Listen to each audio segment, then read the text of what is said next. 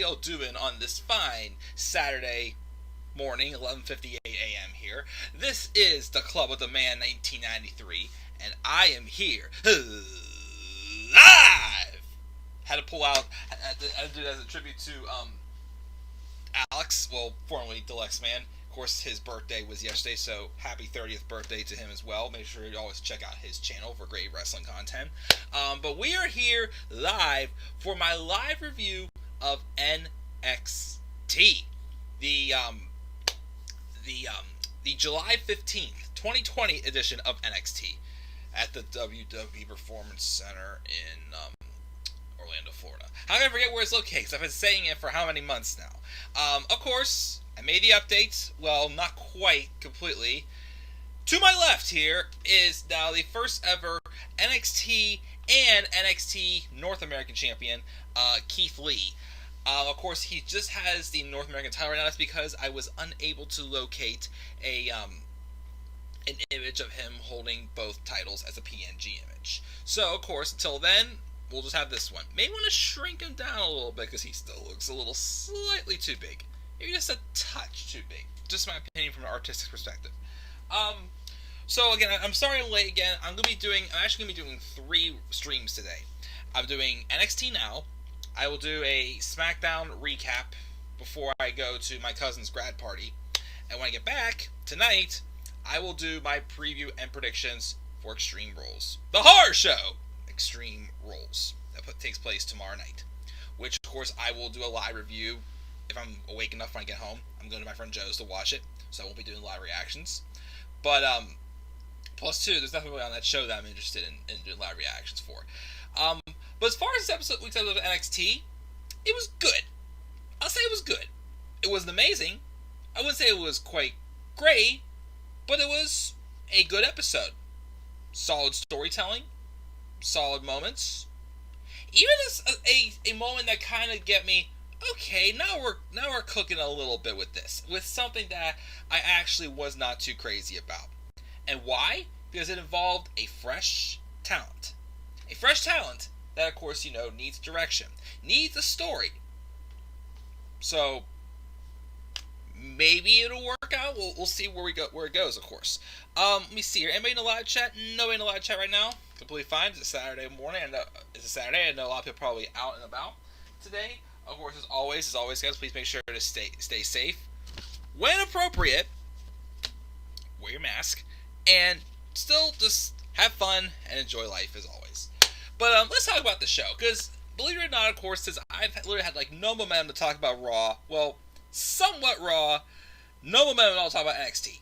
I mean, I'm sorry, complete opposite. No momentum at all to talk about SmackDown, which is why that's more just like recap shows rather than just giving my thoughts and opinions really on that.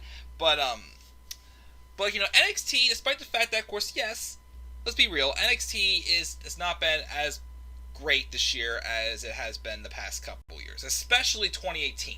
2018 and 2015, I still say were 2 of the best years for NXT. But this year's still been good. But that's the one thing saying. It's one of the weaker years for NXT, but it's still good. It shows that I can still talk about and actually, give my feedback on it. It's like, yep, this happened, cool, whatever, and move on. That's not what it is at all for NXT or AEW. So, again, a show like this I thought was just good. I can still talk about it because there were some things on this show that definitely turned my head for sure and interested me. And some things I was just like, I'm still a little confused about this. It's more so with some dynamics. We'll get to that momentarily. But let's talk about the show. And also, I will say as well, of course, it does feel weird not having Adam Cole in this graphic. It still feels really weird. It just hit me because he's been in that graphic ever since I started doing these graphics and whatnot. But let's get rolling. So we opened up with a video package from the Great American Bash's main event. That's right. It's almost the first time in nearly a month that I reviewed an actual episode of NXT because the Great American Bash being 2 weeks, I treat that as a pay-per-view review and whatnot. But man, it's already been almost a whole month since that NXT review. Anyways, sorry, get off track. We had a recap of what happened in that main event, of course, which Keith Lee won and became number one contender. and they showed potential challengers like Johnny Gargano, Finn Balor, Damian Priest, and basically a lot of people on the roster basically telling Keith Lee to watch his back. I still found this a little bit odd because, I mean, some people who are, I mean, of course, Johnny Gargano, of course, is a heel, came across as a heel. But there's some people like Damian Priest, who I have no clue what dynamic he is right now. Like him, Io Shirai, and Finn Balor have had moments where I can't tell you if they're a face or a heel, or they're just tweeners. Like Io, I'm almost close to saying she's a babyface again. I'm pretty close, but still, part of me is like holding back a little bit. Damian Priest and Finn Balor, I mean, of course, they both face off each other. They're both supposed to be heels, right? Why have they been both as faces lately? I mean, I'm not saying it's a bad thing. The feuds they're working with, they work. But again, I'm just confused as to which dynamic they're really going with them. Because especially in this opening package, whenever they both kind of came across more as heels, and I'm looking forward to taking that championship off of you or whatnot. And I guess babyfaces say too, but babyfaces have that little softer spot showing. Not say oh Keith, you're such a nice guy, but I want to take the title off of you. More so Keith, I respect you and congratulations, but I look forward to definitely bringing out the best in each other, or I don't know, something like that. Again, the dynamics were just a little bit weird with some of the people in those packages. But nothing. This is a little nitpick. Nothing to really complain too much about. But we had Mr. Double Champ, Bask in My Glory, make his way out, and of course the crowd was chanting "Oh, Bask in His Glory" chants as Alicia Taylor introduced him. And then Keith Lee gets on the microphone. And he cut this really great promo. I like this promo that Keith got. It was very heartfelt. It was passionate. Again, this is another reason why, I love this guy. Because, again, he has limitless ability for a big man. And he's very charismatic. And definitely knows how to, cut a great promo. So, he says, we've all been through pain and losses. He knows it better than anyone. There's something special when he stands there in the ring with these belts. He stands there not just as the North American champion, but also NXT champion. He's celebrated, but now he's back in reality. He knows there's a locker room of people who want the same opportunity he managed to earn. And he didn't do it on his own. He's not a self-made man. There's no such thing. He has to acknowledge his trainer, who's died a couple weeks ago, Tim Brooks, how he was there for him. How the NXT universe was there for him. He celebrated not just for himself, but for the WWE and NXT universes. And then he addresses his frenemy. As a man he wants to celebrate for as well, Dominik Dijakovic. Haven't seen Dijakovic, I believe, since I think that triple threat match with Lee, Dijakovic, and Priest for the North American Championship a couple months ago. I think the last time we've seen Dijakovic. Oh, no, I'm sorry. He had a match a week or two later with Johnny Gargano. I think that was the last time we've seen Dijakovic, because ever since then, there were rumors of him going up to the main roster. Still could be the case, who knows. But he calls out Dijakovic for a chat. So Dijakovic comes out and congratulates him and says it's about him, so what does he have to say? Keith puts over how important Dijakovic was to his rise, which is true. Once again, I keep saying, both these guys, not saying they weren't that great. Their full potential came out, though, when the two of them first collided. Again, back on February 27th. I still remember because it was the day before I came home from my trip to Texas. When I watched that first match they had in NXT, I was blown away, for sure. Especially, again, I knew Keith Lee had potential that he hasn't shown out yet. But again, Dijakovic, until that match, I was not a fan of him at all. I wasn't that crazy. I didn't care for him at all. But until I saw that match, I'm just like, this guy's got something special to him. So Dijakovic helped him with his rise. So he talked to general manager William Regal, and he thinks with that and how he wants to celebrate both the WWE and NXT universe, he thinks it's best the first person to get this title shot for both belts is Double D himself, Dijakovic. So, and Lee wants to do this tonight. At first, Dijakovic hesitates out of respect for Lee, but then Keith tells him, just say yes. And the crowd, of course, chants yes, so he accepts. So we're going to have that match later on tonight. It was not the main event, but we were going to have the match later on in the show. Again, great promo by Keith Lee. Great way to kind of like, set the table with him as champion. Kind of like, bring his story full circle. As like, his rise to getting there. And he wants to celebrate that. And, just by, giving, starting us off right by having a title defense against the person he felt helped him bring the best out of him, the best out of each other, for, the crowd to get behind not just Lee, but both of them. Dijakovic. I'm like, cool. Good story. Good story. I like it. Obviously, of course, there's somebody else lurking around saying TikTok, who is probably going to take at least one of the belts off of Keith Lee, which is probably going to be the NXT Championship. Who knows? We'll talk about that, of course, later on. So, we ran down the matches. We didn't see the main event's going to be the women's title match. Then we have Cameron Grimes and Damian Priest kind of finishing off this grudge feud they've been having. Damian Priest has obviously, again, been being, taken advantage of by Cameron Grimes in recent weeks. Especially since, of course, Priest suffered that kayfabe injury with that nasty bump against Finn Balor when he got knocked into those steel steps again. I still can't get over that bump again. That was one of the biggest highlights of that match at TakeOver in Your House, was that bump. But like I said before, I'm still confused as if they're going full on face with Damian Priest or if they're just treating him more so of like a tweener. So I still don't know yet.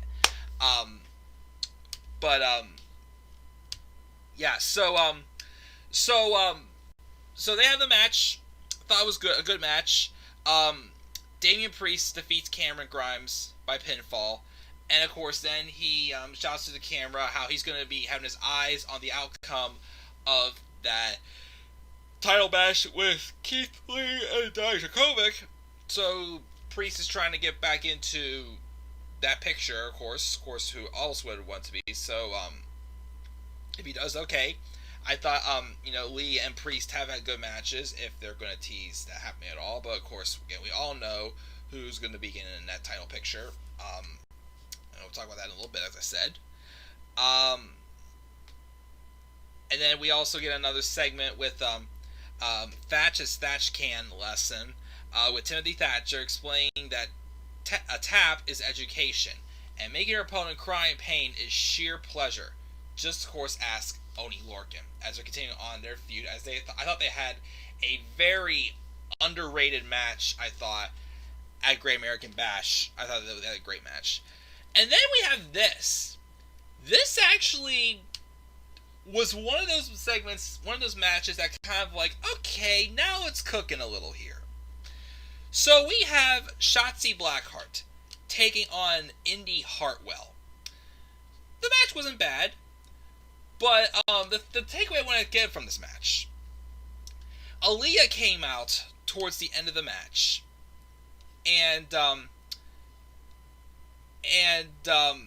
she basically tried to interfere with Shotzi Blackheart, which is because Shotzi Blackheart refused to join the Robert Stone brand. So they interfere, and Robert Stone shows up in a walking booth, fakes an injury while Shotzi just kicks ass. And then the referee deals with while Aaliyah sneaks in and shoves Blackheart off the top ropes. She gets up and walks into a big boot from Indy Hartwell, and Indy Hartwell wins. And I don't know if this was some type of like a tease for Indy Hartwell to join the Robert Stone brand, but honestly, if she does, I wouldn't mind it. Because again, my thing was once again, again, I was not a fan at all of what they did with Rhea Ripley and then Aaliyah and Robert Stone. I'm sorry, that felt like something Vince would write. It just didn't make sense. One, I still don't get why they randomly split up Stone and Chelsea Green. I'm not sure, maybe Chelsea Green just isn't appearing on TV right now because of what's going on, but even if that was the case, they could have done something a little bit different. I don't know why they had to fire.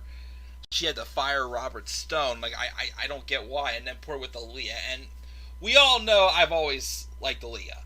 But again, let's face it, Aaliyah still hasn't got out of like that low card stage yet. She hasn't. And it's been how many years now, and she's still stuck in the same spot. But of course, when you take like a fresh face like Indy Hartwell, who Rhea Ripley did not need the Robert Stone brand. That's pretty much saying like Baron Corbin asking for Daniel Bryan to be his tag team partner or something like that. Like, no. What's that going to do with Daniel Bryan?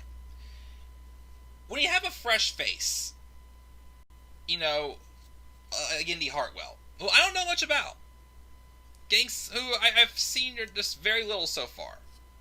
I'm like, okay, like they haven't produced her too much to a point where I don't want to. I wouldn't want to see this. It's a point where it's like, okay, new face, obviously targeting, his face against someone obviously who had a target on her back because she didn't want to join a losing brand.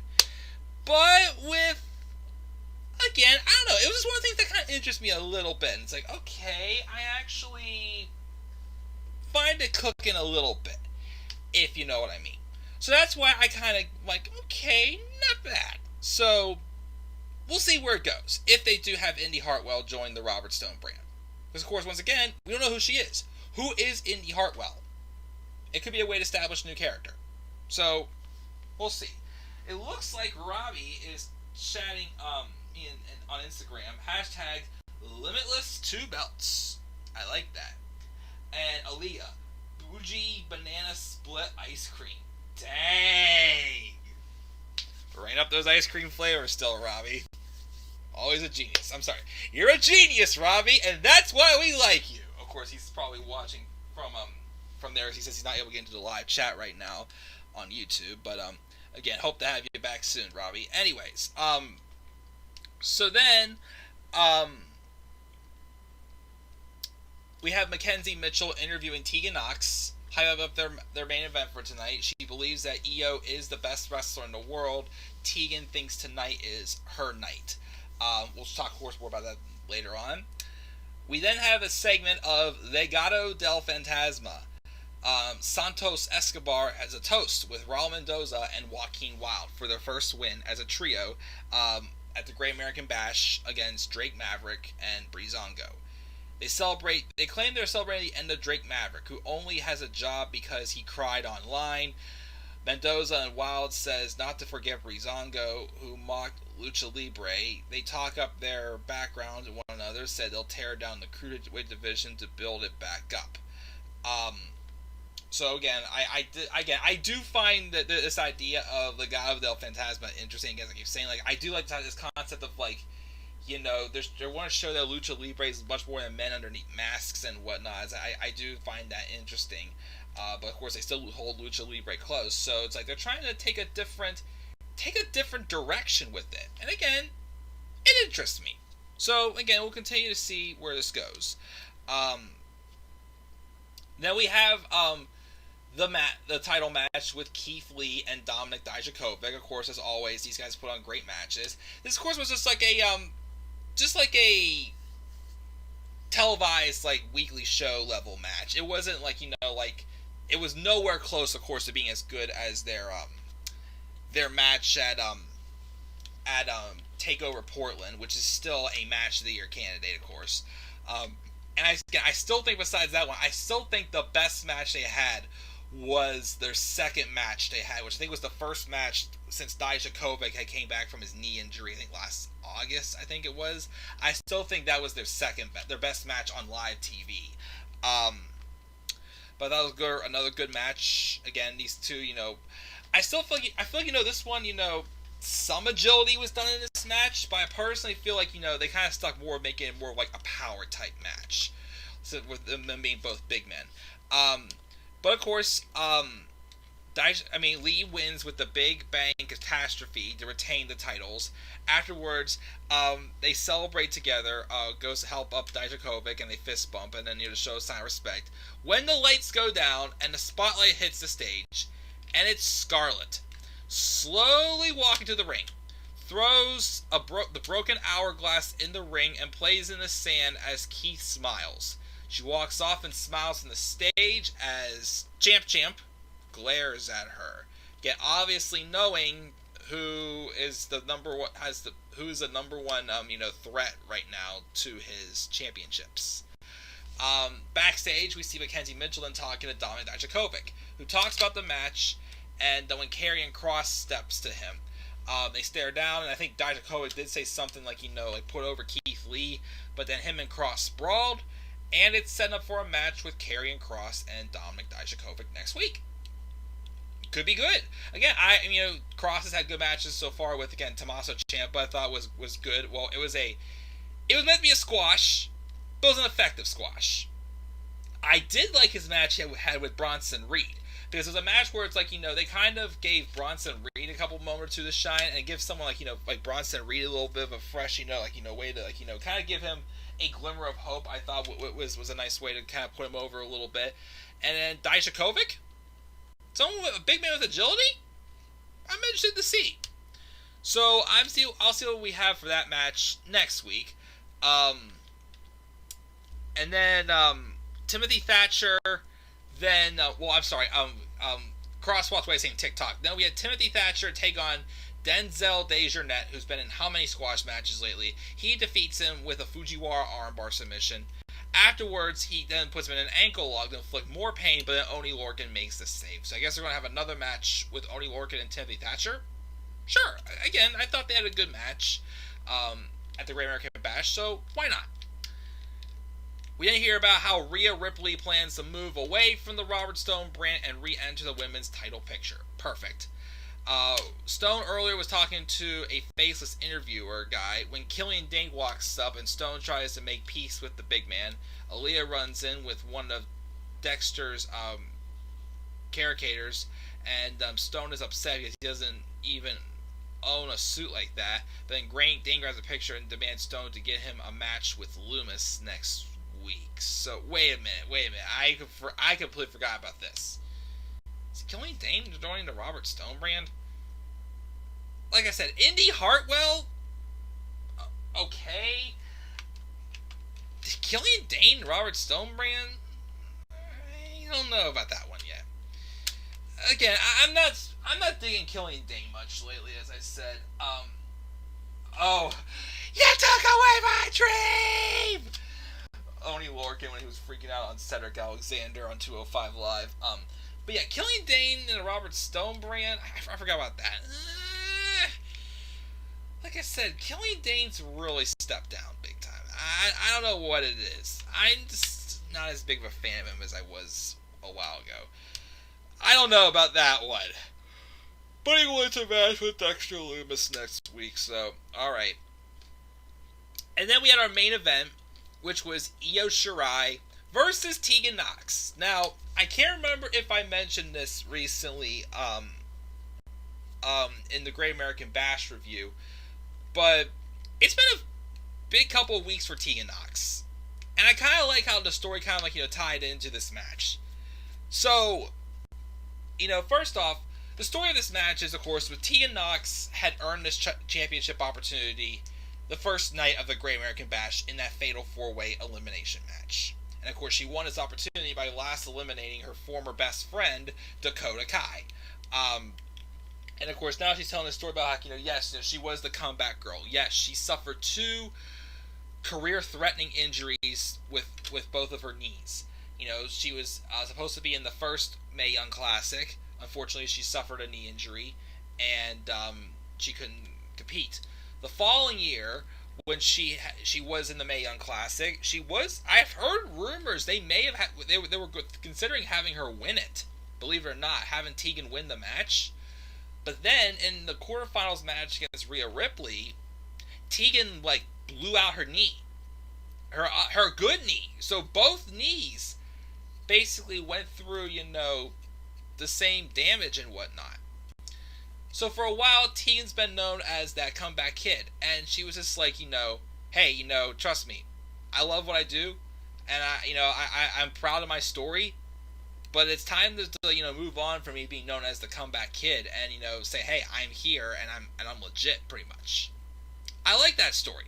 And to me, again, it's not turning Tegan heel or anything, but it's kind of giving a little bit of a different direction for a character. And that's okay. You can still, be a baby face, but yet have a different direction for your character. That's completely fine if you're changing that up a little bit. And the other news about Tegan Nox, of course, if you haven't heard yet, about a week ago on Instagram, she came out. Tegan Nox is dating a woman by the name of Sierra St. Pierre. So it's definitely been a big couple weeks, and for Tegan to get like that weight off her shoulders and just come out and just be honest to the public about who she really is, and just like again she had a character, but I think this kind of like helps spice her up, take her up to another level, like allows know more who she is, and kind of like take this opportunity even though she didn't win because she lost the match. It was a great match, I thought. With her and Io, but it kind of like just took her to another level. Boosted her star power. I thought, made you feel like okay, she's making great progress, and I thought this was a great opportunity for her. She came up short, but she made Io work for it, and obviously she had a little bit of I'm like before the match started, they're getting ready to introduce him. She's just like, no, we're not doing this. I'm ready to go. Let's fight now. Like one of those things. I like that. It made me, moments like that made me think of storytelling, like whenever Bayley feuded with Asuka in NXT for her rematch for the NXT Women's Championship. Like, they didn't turn Bayley heel, but they gave her a little bit of a different direction with her character.